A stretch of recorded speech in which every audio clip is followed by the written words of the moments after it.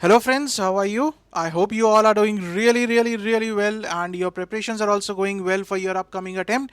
So on huge student demand guys, we are here with the Financial Management ICAI Study Mat question discussion series for November 2022 attempt, and it will be useful for the May 23 attempt also students. The complete series is now available. The language of the series is English. We have covered it in English so that everyone from all over India is able to make use of this series. Do watch the video till the end, and if you are new to the channel, do not forget to subscribe to the channel for all the major updates.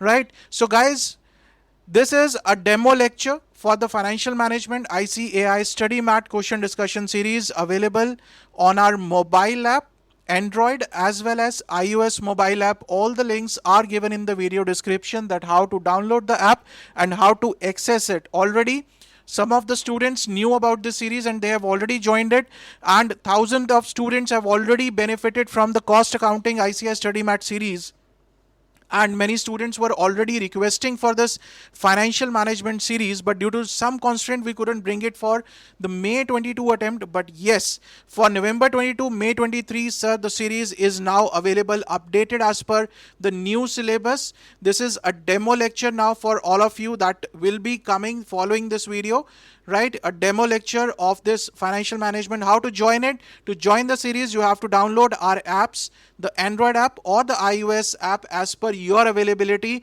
All the links are given in the video description, guys. Do not miss out on this. This is a very important series where we have discussed each and every question, and I have given some very important insights how to tackle the questions, which all are very important questions, right? And a brief of the concept also along with the questions, a brief of the concept. Yes, after watching this video, a lot of students will be asking for the financial management regular course in English. So guys, we are coming up with that very soon, right? So do not so for that, what you have to do is subscribe to the channel, right, or download our app so that whenever we launch a course you get notified about it, right? Because you cannot miss out on that.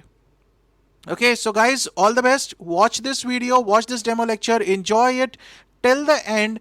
And for joining, all the links are given in the video description. You just have to download the app, go to the store section. There you will find the course Financial Management ICAI Study Mat question discussion series for CA Intermediate. Language is English, very simple English. Everybody will be able to understand, updated as per the latest module of ICAI, right? If there are any updations further, we will keep updating. Don't worry about it, right? So all the best, guys. Do watch the demo lecture till the end, and do not forget to share with all your friends. If you like the video, hit the like button, and do not forget to share with all your friends. So here we go. Watch this demo lecture. All the best. Hello friends, how are you? I hope you all are doing really good. So guys, we are going to start with the last chapter, chapter 10, that is management of working capital. Now, when we talk about working capital,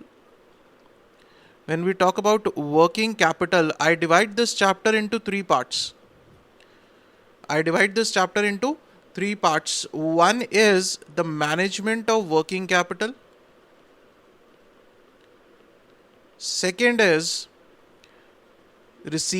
cash management,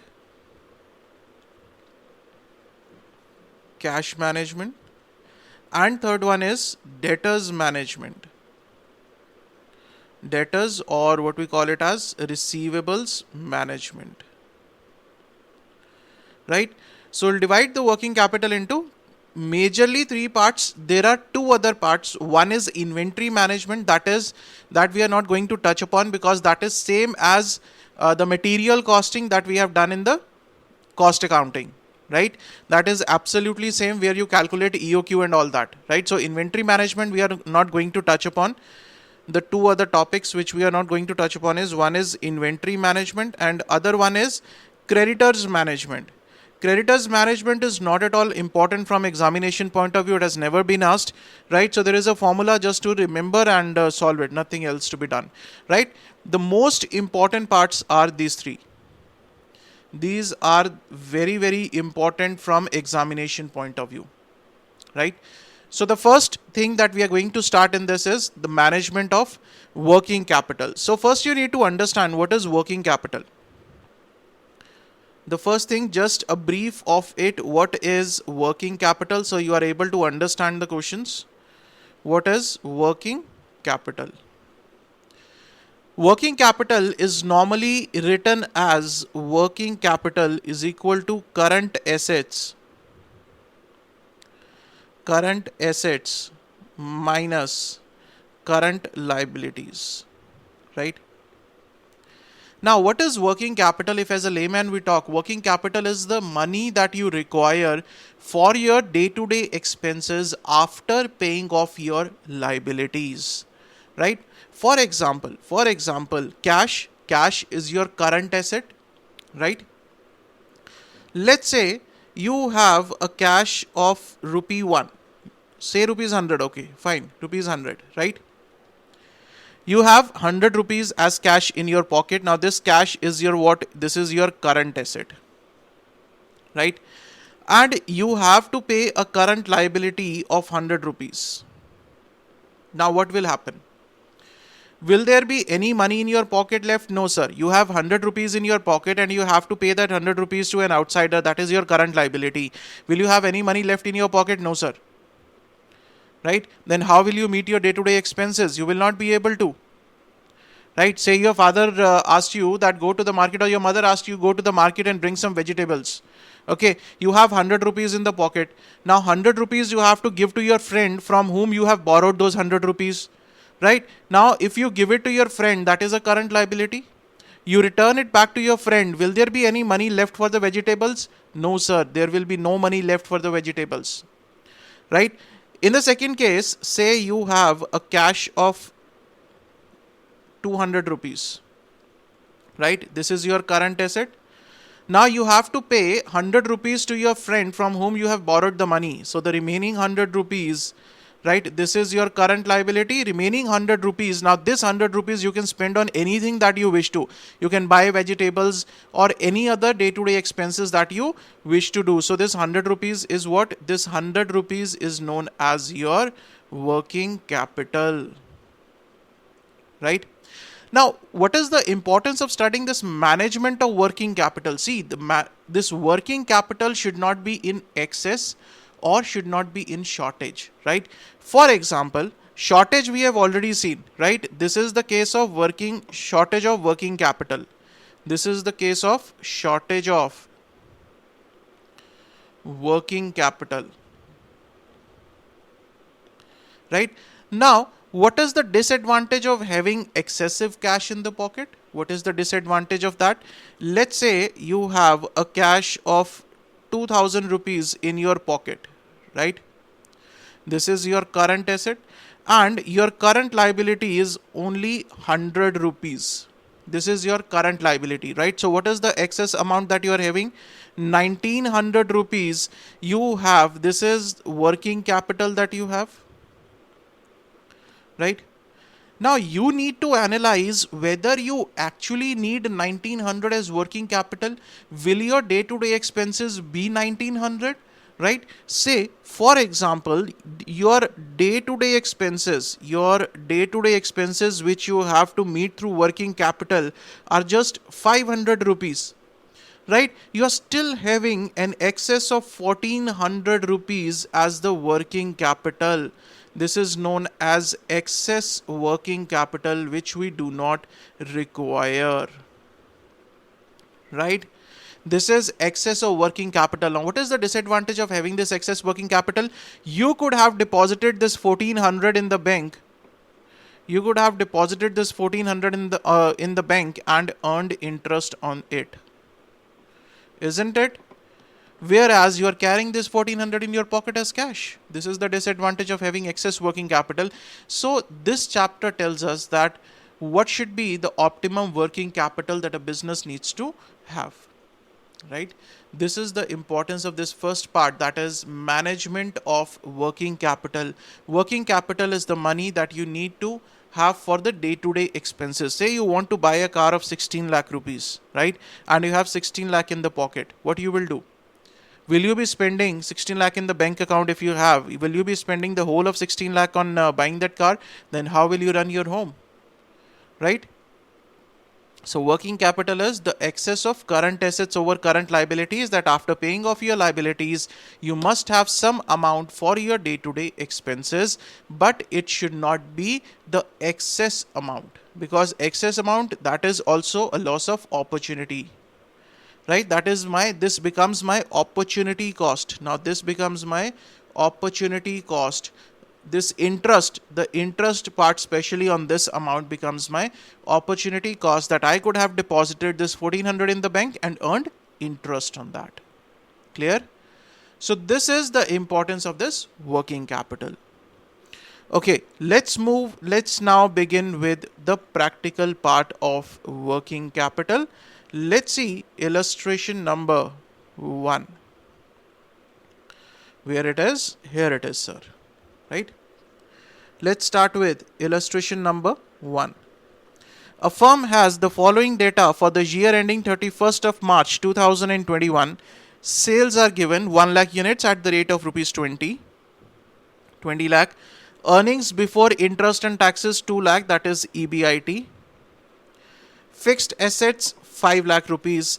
The three possible current asset holding of the firm are 5 lakh, 4 lakh and 3 lakh. It is assumed that fixed asset level is constant and the profits do not vary with the current assets. Analyze the effect of three alternative current asset policies. Right now, it is when we are talking about the working capital, see, it becomes very important that how many current assets you are holding, right? Because based on that, we will be able to identify that whether you have sufficient working capital or not. After paying off your current liabilities, do you have the sufficient current assets to pay off to meet your day-to-day expenses?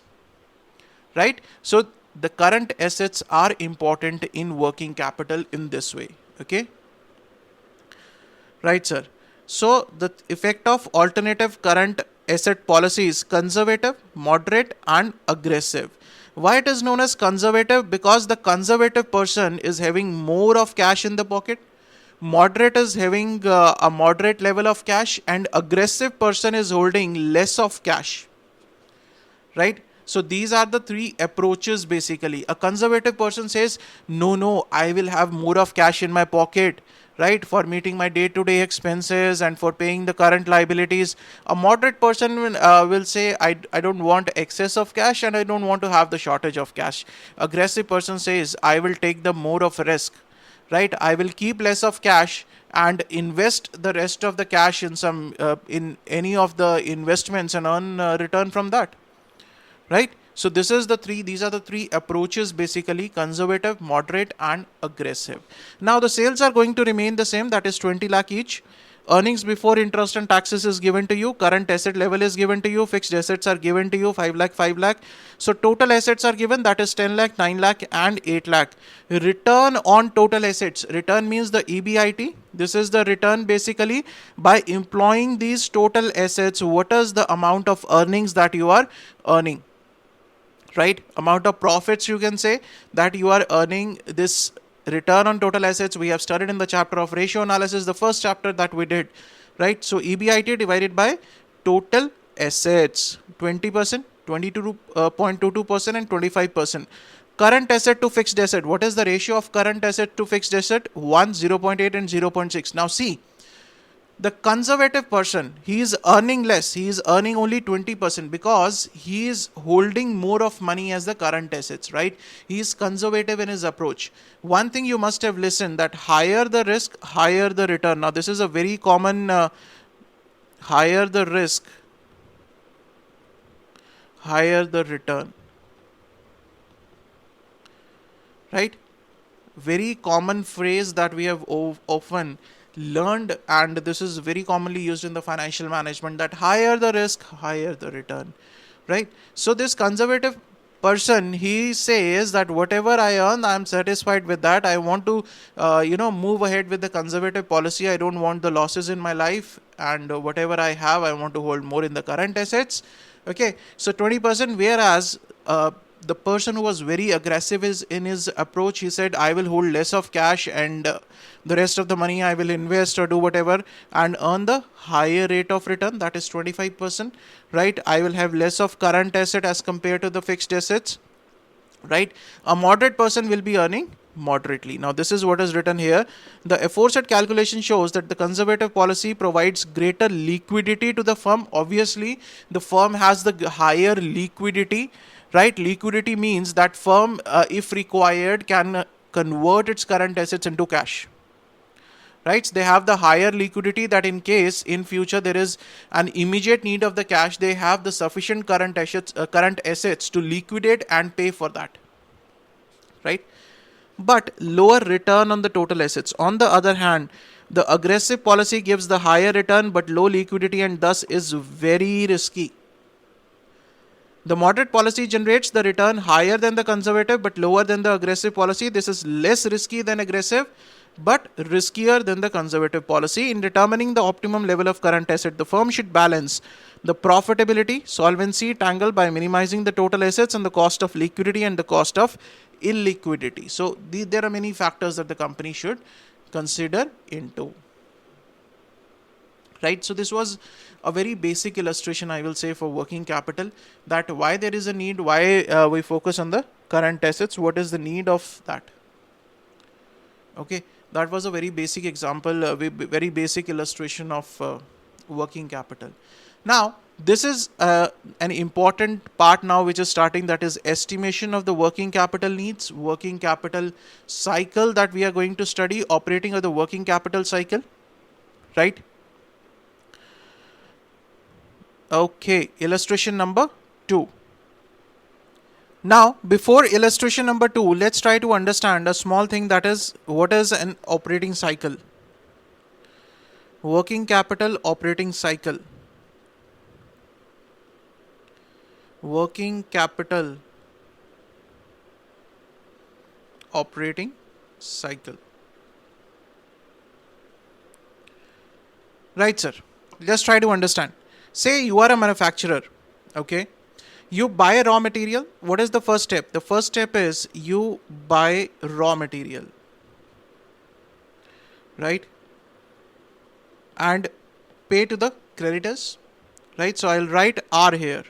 So the first step is R. Now you have invested this money in the raw material, right? And pay to your creditors and pay to creditors. Creditors means the person from whom you are buying the raw material, isn't it?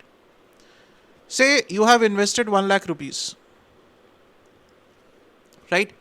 In the raw material, you have invested 1 lakh rupees. Now this money is blocked. When will you be recovering this raw material? What is the procedure of recovering? Obviously, sir, if you have invested 1 lakh in raw material, you will convert this raw material into finished goods and then you will recover that amount, right? Say you bought this raw material on 1/4/2022, right? Now, when are you going to recover this 1 lakh rupees? This raw material will be put into WIP. This WIP will then be converted into finished goods, right? These finished goods will then be sold and converted into my debtors, right? This whole procedure, will it be done on the same day? Will this whole procedure, that raw material is put into WIP, WIP is converted into finished goods are then sold and converted into debtors, right? Now just tell me one thing, will this whole procedure be converted in just one day? No, sir, this cannot be done in one day. Say you converted this finished good into debtors on 30th/4/2022, right? Now, if you have only 1 lakh rupees in your pocket, you have already paid this 1 lakh rupees to your creditors for buying the raw material, right? This money you are going to recover after 1 month. On 30th of April, you will recover this 1 lakh rupees from the debtors, right? The cost that you have incurred. But you had only 1 lakh rupees in your pocket that you have spent on 1/4/22. Then for this whole month, how will you go about with your day-to-day expenses? How will you put this petrol and diesel in your car? How will you eat food? How will you pay to your labor? How will you have the labor welfare expenses like operating a canteen in the factory or something like that? How will you do that? You had 1 lakh rupees in your pocket. You spent it on paying to the creditors, right? You spend it on paying to the creditors. For all these things, for all these 30 days, what do you need? You need working capital, right? Working capital. So this period from 1/4/2022 to 30/4/2022, this is known as a gross operating cycle, right? This is known as gross operating cycle. Gross operating cycle. That is period when the money is invested in the raw material plus the period of raw material to WIP plus the material of WIP to finished goods plus the this time period of converting the finished goods into the sales and the debtors. So R plus W plus F plus D, right? And what about the net operating cycle? There is another concept, that is net operating cycle. Net operating cycle. Now say your creditors say do not pay 1 lakh today itself, right? Pay us later on. Pay us later on. Pay us say on 20th of 4 or whatever date they are giving. That pay us later on, right? So I will reduce that amount, those number of days from my operating cycle, right? Why I will reduce? Because now this 1 lakh I'm not paying on 1/4, I'm paying on 20th of 4. So I can utilize this amount for this much time. For 20 days I can utilize this amount of 1 lakh rupees, right? So I will reduce this operating cycle, that is R plus W plus F plus D minus C. Right? So if the creditors are giving me some period to pay off, the creditors say you take the raw material on 1/4/2022 but make the payment on 20th of 4/2022, right? That is after 20 days. Now my operating period, my operating cycle will reduce by 20 days because I can utilize that 1 lakh rupees for 20 days. Earlier, when I talked about the gross operating cycle, I was paying them on 1/4/2022. So I was not able to use those 1 lakh rupees for any of the periods. It was invested straight away, right? So this net operating cycle is R, that is raw material plus WIP plus finished goods plus debtors minus creditors, right? So this is working capital operating cycle. Clear? Any doubts in this thing? So this is just the overview that I am giving to you. Let's start with illustration number 2. This is on operating cycle. From the following information of XYZ Limited, you are required to calculate net operating cycle period and the number of operating cycles in a year, right? So how many times in a year you have to follow this procedure, right? How many times? Now this I have taken an example of this just 1 month. So in a year, if you consider it, this operating cycle will happen for how many times? In a year, it will happen for 12 times, isn't it? So that is what he is asking, that if in one period, this is the operating cycle, then in the whole year, how many times this operating cycle will occur, right? Raw material inventory consumed during the year is 6 lakh. Average stock of raw material is 50,000. Work in progress inventory is 5 lakh. Average WIP inventory is 30,000. Right? Cost of goods sold during the year. Cost of goods sold 8 lakh rupees. Average finished goods stock held is 40,000. Average collection period from debtors is 45 days. Average credit period availed. Credit period availed 30 days. Now this is the credit given by This is credit given by suppliers, right? This is the credit given by the suppliers from whom we are buying the raw material, right? So this is basically the C that is given to you, right? 30 days is the C, that is the credit given by the suppliers to us. Number of days in a year is 360 days. Right? So here one mistake is there in the question, sir. What in point number 3, where it is written work WIP inventory, right? It should not be WIP inventory. 1 minute, let me check this, because it should be something else. Yes, it should be cost of production, right? It should not be WIP inventory, right? This is not WIP inventory. It should be written as the cost of production. Right, sir? So the first thing that we need to find out is calculation of net operating cycle. See, in the operating cycle, the first thing I told you that we are investing in the raw material. Now we need to find out that for how many days our this amount remains invested in the raw material, right? We are not converting it into WIP. We are holding it as raw material. For how many days we are holding it as raw material, right? For that raw material storage period, it is the average stock of raw material divided by average cost of raw material consumption per day, right? What does it mean? Say for one day you are using a raw material of 500 rupees, right? Okay, I'll take it otherwise. Wait. Let's take a very simple example. Say you purchased raw material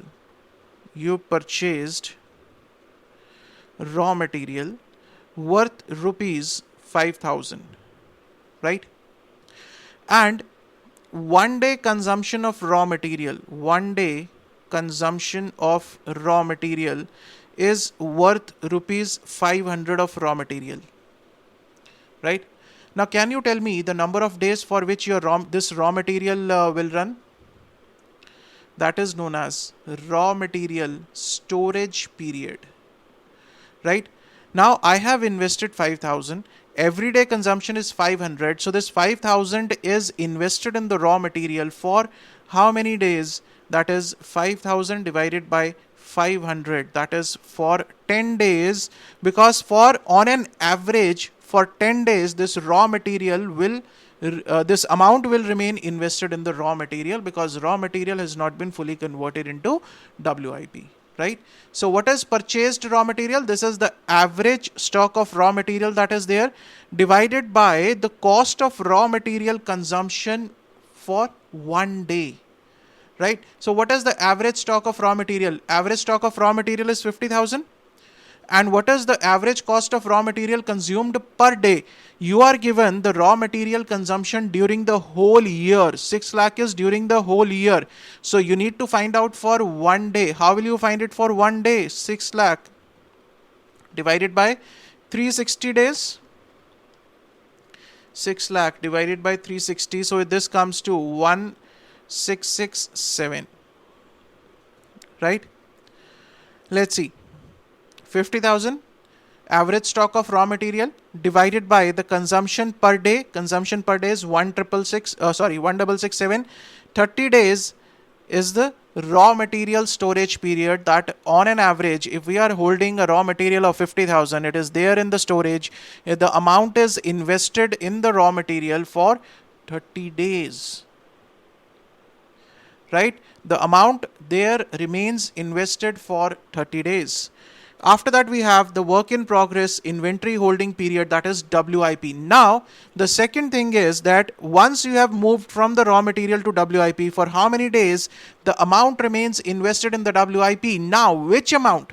This is important. Now, when the raw material has moved on to the WIP stage, at WIP stage, we will have multiple cost, right? At WIP stage, there will be a material cost also. At WIP stage, there will be labor cost also. And at WIP stage, there will be overheads also. Now, this is at WIP stage, the amount, only the material cost is not invested. We are investing in the labor also, we are investing in the overhead also. And the sum total of these three is known as cost of production, right? So if we have invested 10,000 in the material, right, we'll now at WIP stage, that is work in progress. Now we will be paying to the labor also. We'll be paying to the overheads also. So total amount that we have invested is 20,000 rupees against the average WIP inventory that we are holding, right? So average WIP inventory is given to you 30,000 divided by the average cost of production per day, right? Per day consumption is 5 lakh divided by 360 days. So that will give you that for how many days the amount is invested in WIP, right? So 5 lakh divided by 360 will give you 22 days, right? Now, after that, once you have identified the WIP, you have moved on from WIP to finished goods now, right? Now you have moved on to finished goods. We need to find out what is the amount that is invested in finished goods. The amount that is invested in finished goods, we call it as what? We call it as cost of goods sold, right? Because at this stage we have considered all the other cost, right? Cost of goods sold. We have studied cost sheet in the chapter of we have studied cost sheet in cost accounting, right? So once we have converted into finished goods, our whole of amount is invested now. Our products are now ready to sell. So we call it as cost of goods sold, right? Average stock of finished goods, 40,000 given to you in the question,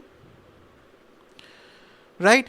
And the cost of goods sold per day, cost of goods sold per day. So 8 lakh divided by 360 days will give you number of days. Why this per day concept is being used? I have already given you this example, right? That 5,000 we purchased as the RM. 1 day consumption is 500. So for how many days the amount will be invested in the RM? For 10 days. On the similar lines, we calculated for WIP, right? If the cost of production per day, right, is 1389, then in how many days we'll be covering this 30,000 invested in the WIP? 22 days. Similarly for FG, right? After the finished goods, it is the debtors collection period that is given to you in the question as 45 days. Creditors period is given to you as 30 days. So you can calculate net operating cycle, that is R plus W plus F plus D minus C. R we calculated 30, WIP 22, 18 for finished goods, 45 debtors given, minus 30, that is 85 days. This is the net operating cycle. Now, if the net operating cycle is of 85 days, then in a year, how many cycles will be done? That is 360 days divided by 85 days for one operating cycle. That is 4.23 times in a year we will have an operating cycle of 85 days, right? So this is an important question from examination point of view. 5 marks question? Yes, it can be asked, right? And I hope the concept is clear that first we have invested in the raw material, then from raw material we have moved on to the WIP, then from WIP to finished goods, then we will sell the finished goods and convert it into debtors, and from there we will receive the money, and if any period is allowed by the creditors, we will subtract that, right? So we are done with question number 2. From question number 3 onwards, we have the estimation of working capital requirement, right? Now this is a very important concept. Illustration number 3 is very important. After that, illustration number 4 is equally important, right? So I'll try to cover these in the next lecture, right? Till then, what you have to do is revise the first 2 illustrations and revise the concepts that I have told you again and again, right? So see you guys in the next lecture. Till then, stay safe, stay healthy, keep studying, keep sharing. Thank you so much.